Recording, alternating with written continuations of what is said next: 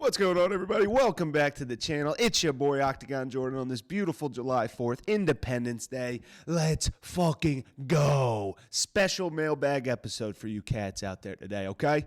We are going to be breaking it down, the top American fighters in the UFC, all the questions that you guys have, I am going to answer out of this special mailbag, okay? I got all the questions, and we're going to pull them out of the hat, baby, because that's what we do on this channel. We fucking turn up, okay? Now, everybody get their fucking hot dogs, get their burgers. We are ready to go. We even got the buns, okay? So turn up and tune in because we're answering your questions right now. Now, before I do that, I'm giving you the secret recipe for Octagon Jordan's Independence Punch. Feel free to make it yourself. You can steal the recipe. I give you permission. First, you get your ice. A little bit of lemonado. Just a little bit. We don't want it too weak here. You know what I'm saying? Now, we're in the holiday spirit. We got to get the holiday booze. The holiday booze cruise, baby. Just a little bit of the holiday booze for the Independence Punch. Yes, sir. A little bit more. Never hurt. You know, it's a long episode. Let's give it a little stir, and we're ready.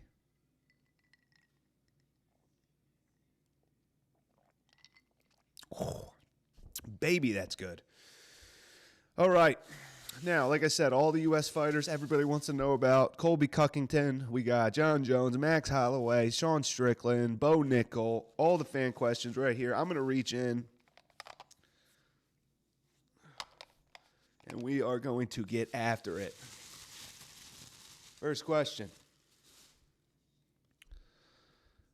Who will Max Holloway defend his BMF title against? Now, this is a double-edged sword here. So Max Holloway has the BMF championship, but his next fight's most likely against Ilia Topuria for the undisputed UFC gold. Now, we have to kind of contemplate both situations. What if Max Holloway wins the UFC undisputed championship? Well, then he's, UFC champion and he's BMF champion, dual champions. If he loses, well, he's still the BMF title holder, and he can kind of go from there. But let's talk about the scenario if he beats Ilia Topuria. So if he beats Ilia Topuria, he has both belts, which is a little bit weird. Is he going to defend both? Is his next, contender that comes and faces him for the UFC belt also get the BMF title? If Max Holloway loses, does he keep the BMF title? It's very strange. Here's my prediction. I think Max Holloway, unfortunately, is going to lose to Ilia Topuria. I think it's going to be a close fight. I think he's going to lose, though. And then I think, he still has his BMF title. He could always move up to 155. It's criminal that they ranked him at number 9 after he just knocked the fuck out of Justin Gaethje, number 3. Max should definitely be number 3, looking at like a Charles Oliveira matchup, looking at maybe, I don't know, who else is up there? Beneil Dariush matchup, a Michael Chandler matchup. That could be a potential BMF title fight. But if I'm going to predict his next BMF challenger, I think he loses to Ilia Topuria for the belt. And I think he fights Charles do Bronx Oliveira 2. Rematch. Max Holloway, Charles do Bronx. Yeah, the champion has a name. Charles do Bronx Oliveira for the BMF title. Woo! 5 rounds, baby. Lock me in. Sign me up. Let's fucking go! Yes! Now, if he beats Ilia Topuria, then I think UFC kind of forgets about the BMF title for a little bit. I don't think he defends both belts in a unification, sort of deal. I think they forget about that. He defends his UFC strap, his undisputed strap. Or he could even, since the BMF is technically at 155, he could defend his featherweight strap, and then he could take a hiatus. He could go up to 155, defend the BMF strap. So it's almost like he's a double champ. Not that it has the same credence as a lightweight champion like Islam Makhachev, but that's basically a 155 belt. So what Volk used to talk about, I'll jump between, you know what I mean, and all that type of stuff. I'll defend both belts. I'll keep both divisions busy. I'll keep both divisions busy. I need to stay busy, and I got no challengers. I need to stay busy. They could do that. He could defend against Mavzar or Diego Lopez, and then he could go up. He could defend the BMF against Charles Oliveira, Justin Gaethje rematch, all that good stuff. So that's what I predict happening for Max Blessed Holloway. But the biggest thing, I just want to see him back in the octagon. Ilia Topuria is a bitch-ass champion so far. Yap, talking. Hasn't defended the fucking belt. I mean, he's worse than Leon Edwards with these defenses here. Let's get something booked. Let's get this man on a press conference. What are we fucking doing? Enough of the excuses. Enough of the pretty boy shit. Max Bless Holloway's coming for your throat. Turn up. Independence punch. You know what it is. All right, next question.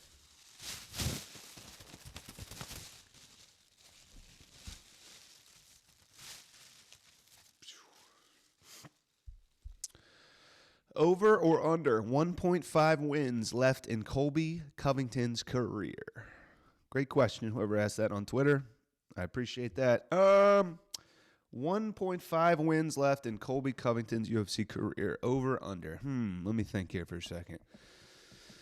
I'm going to go under. I think Colby has one more win maybe left in his UFC career. I definitely don't see him getting 2-3 more wins. Colby, if you looked at my last video, he's really shooting for these 40-year-old guys, these strikers, the Wonder Boys of the world. I'm sure he would want to fight Jorge Masvidal again if he came back because he's pushing 40. Nate Diaz matchup, I'm sure. Maybe call out some 155ers, Dustin Poirier, Charles Oliveira. Colby doesn't want to fight, the Shavkats of the world, the Sean Bradys, the Ian Garys, this type of stuff, all that type of stuff. So realistically, his next matchup, who's it going to be? I mean, it should be a Sean Brady, a Gilbert Burns, an Ian Gary, but honestly, it's probably going to be Wonder Boy. I'm sure Wonder Boy, he's probably contemplating retirement at this point. He sees Colby Covington, 3-time title challenger, 3-time title loser. Colby's pretty weak. He's pretty small. He's pretty feeble. He's been out of the octagon for a while. One fight in the last 2.5 years, whatever it might be. Wonder Boy might be eyeing that up. Okay, I can get a big win over him. I could fight for the belt next. He should fight one of those guys I said, but I just have this weird feeling that somehow this stupid Wonder Boy fight's going to come to fruition. I think Colby wins that. And after he wins that, where does he go? Does he get a title fight, a fourth title shot after one win over Wonder Boy? Probably not. He probably has to fight a Shavkat. He probably has to fight a Sean Brady. And I think he loses that matchup. And then I think he retires. That's honestly how I think the Colby Covington story ends. I think he's going to fight Wonder Boy. May or may not beat him. Probably beats him with his wrestling. And then he's done after that. I don't see him getting another win. There's no more old men. Maybe he calls out MVP potentially. He really fumbled the bag not fighting Ian Gary on UFC 303. That would have been a big fight, huge fight, young prospect. And Ian Gary looked terrible. He looked terrible against MVP. His striking looked slow. His takedowns were whatever. He's going for leg locks. He couldn't finish a rear naked choke against a striker, karate guy. So that would have been a great matchup for Colby Covington. He really fumbled that there.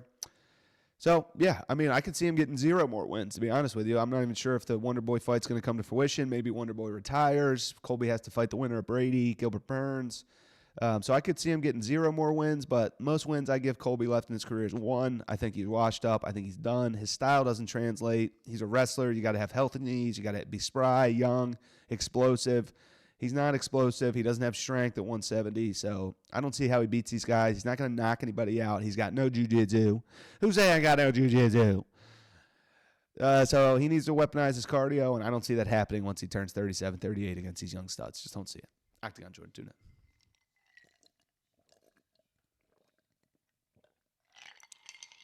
Oh, that independence punch is fucking good, yeah. I got my fucking emergency one, yeah. Hope everybody's enjoying July 4th. Get outside, play some cornhole, beat your dads, beat your mom in cornhole, some fucking can jam. I'm about to grill these Bubba burgers once I wipe them off the floor. And, yeah, it's going to be a great day. I can't wait. Hit the pool, hit the vapes. We do all that type of stuff. Next question. Will Bo Nickel ever become champion in the UFC? Great question, whoever asked me this on Twitter. Oh, by the way, follow me, Octagon-Jordan on Twitter. Yeah, that's where you get the slap take. So, Bo Nickel, champion. Not from what I've seen so far. So, here's the thing with Bo Nickel's last fight against Cody Brundage, he got a little shook in that fight. You could see, the fights before that, he had his way. He wasn't scared. There was no adversity. Val Woodburn knocked him the fuck out. Jamie Pickett, kneed him in the balls, took him down, arm triangle, no adversity. The Cody Brundage fight, there was adversity. He couldn't quite get the takedown. He got shucked off. Cody Brundage is a strong dude. He had confidence going in there, and that kind of shook Bo a little bit. I think it kind of, I don't want to say scared because he wasn't scared, but it flustered him. It flustered him in the fight. You could see. He wasn't comfortable on the feet. He was having a tough time getting the takedowns. So he was like, holy shit, what do I, I'm not sure if I can strike with this guy. This guy's strong. What am I, He was really flustered in there. His mind was going a mile a minute. That's why he was disappointed with his performance. He did this shit. But that's to be expected with a young prospect. Someone who's green, coming over from wrestling, that's like a 6 fight, whatever it is. It's to be expected. So we can't really, discredit him too much for that. That's a normal thing. Let's just say he has a lot to work on. I think he could be upper echelon. Give him a couple more years. I mean, he was talking about fighting Robert Whittaker on short notice of the Saudi Arabia card. Oh, God. Thank God you were in the mountains, my boy. Hopefully you had full camouflage, tree setup, hunter's shade, all that shit, because Robert Whittaker would have sniped your bitch ass. He would have stuffed your takedowns, just like because he was training for Khamzat Chimaev. He would have stuffed you. You would have been lost, and you would have got pieced up worse than Ikram, probably quicker. So you can thank your lucky stars that you were out there, hunting bucks or whatever the fuck you were doing. Eating raw steak, Ariel Helwani, you little bitch ass.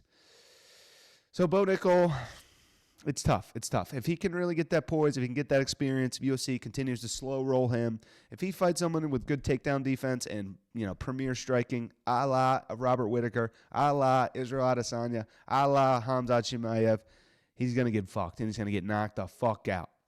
But it's too early to tell if he's going to be a champion or not. We have to see how he develops. We have to see, these are all learning experiences. The Cody Brundage fight was something that he needed for his career. So that's what you kind of expect when you take a step up in competition. You expect some adversity. I would have liked to seen him handle it a little bit better. You could see in his eyes, he was wide-eyed, and like I said, he was flustered and he was disappointed.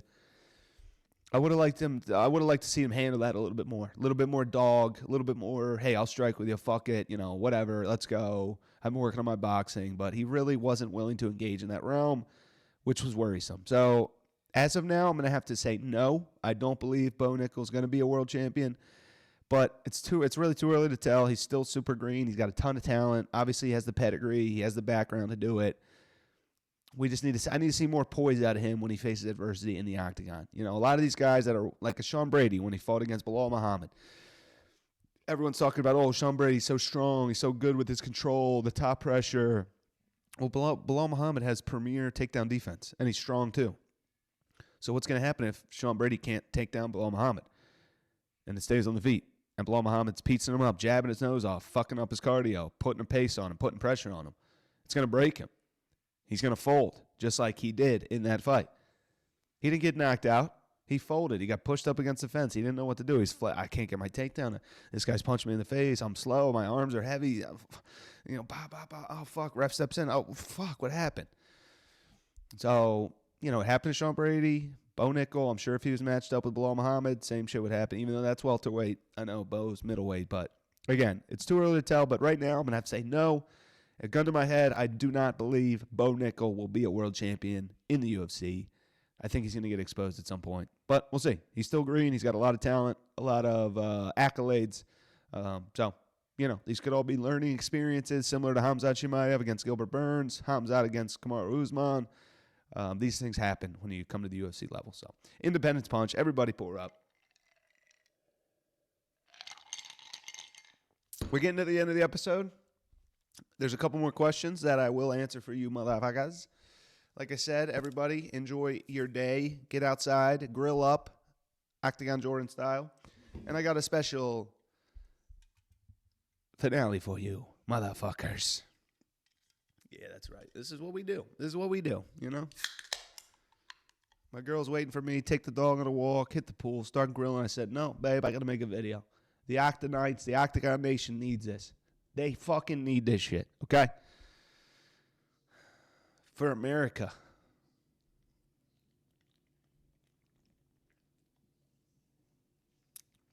Oh, that's good. It's starting to warm up a little bit, so. This is what we do. This is what we do on this channel. Plug in, tune in, subscribe, follow me on Twitter. Let's go. The UFC mailbag, baby. Here we go. Next question. Is Joe Pyfer all there mentally? Great question. Whoever asked that.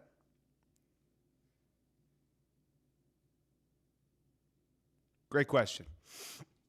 Joe Pyfer. So Joe Pyfer's from Philly, which I am as well. I'm in the suburbs of Philly here, about 45 minutes away. Go Phillies. I'm in the corner watching you kiss her. Whoa. Yeah. All right. Yeah, go Phils. Fighting Phils. So Joe Pyfer. Joe Pyfer's Mr. Salty Man. Salty Man Pyfer, I know that's famous now. Lucas Tracy Glazy, MMA Guru, all these fuckers. He is salty. There's something about this guy. I mean, he knocked out Marc-Andre Barriault. Tailor-made matchup for Mr. Pyfer.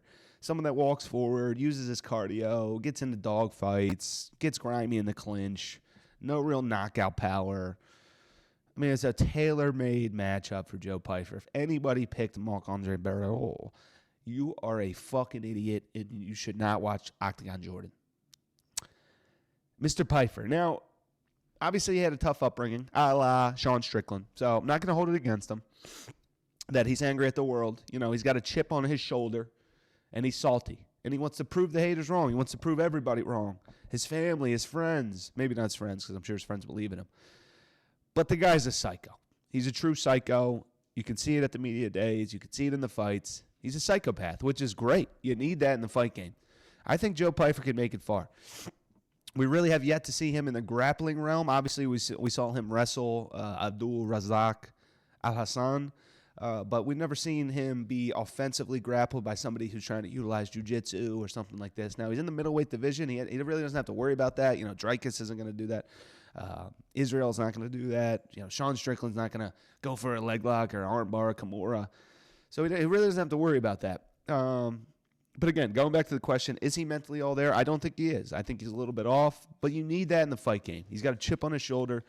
You know, these guys that are so nice and they're just going out here to compete and have fun. And no, you got to go out to hurt people. Unfortunate as it is, you got to go out to hurt people. It sucks to say, but that's what this game is. Like Tony Ferguson. When Tony Ferguson was in his prime, he was going out there to hurt people. Elbows, cut them open, make them bleed, smash their nose, darce chokes from that darce night. Okay? That's what he's going to do. At the end of his career, he's getting too happy with it. Oh, I'm happy to be here. COVID, we're saving sports. I'm going to go get fucked up by Justin Gaethje. No. It's not sports. It's not COVID. It's not for the U.S. You got to go out there to kill this fucking guy.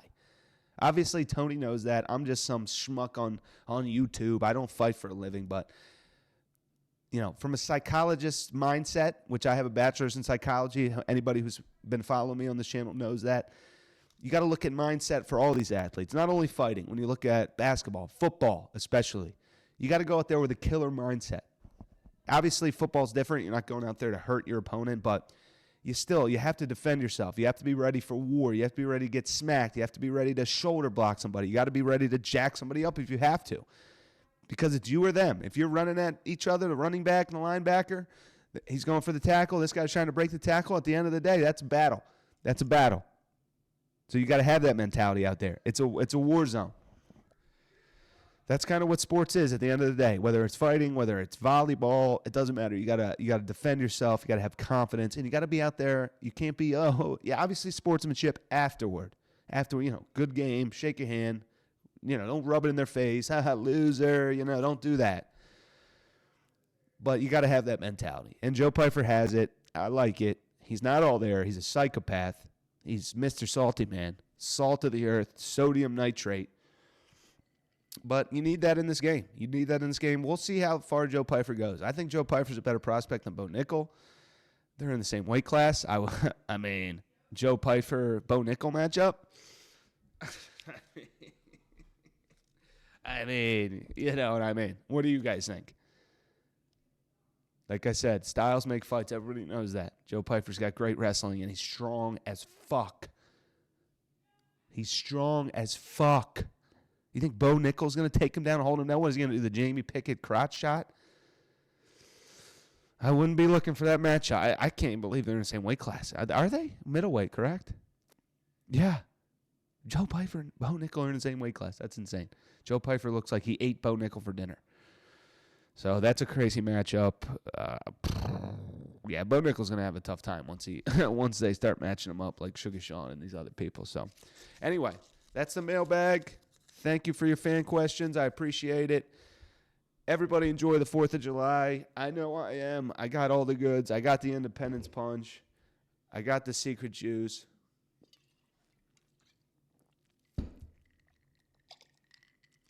And we're really out here. We're doing videos on holidays for you guys. Get the attire. I got to go make some food for my girlfriend. I got to go hit the pool. I'm going to get in big trouble here. I hope you enjoyed this special edition. I enjoyed making it for you guys. Like and subscribe, and we'll see you next time. For Rose Nami Yunez and Tracy Cortez. I can't fucking wait. Let go. Peace.